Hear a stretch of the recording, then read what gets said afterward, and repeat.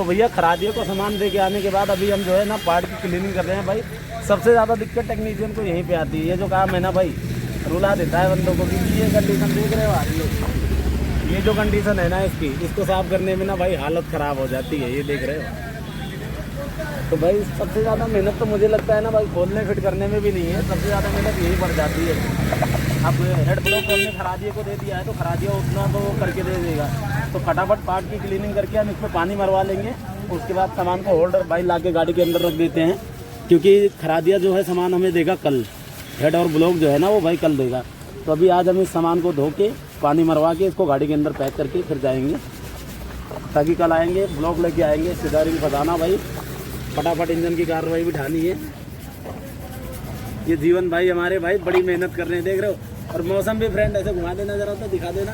मौसम भी फ्रेंड एकदम रंगीन हो रहा है, कि बारिश में ना रुकने का नाम नहीं ले रही है, लोगों का जान का दुश्मन।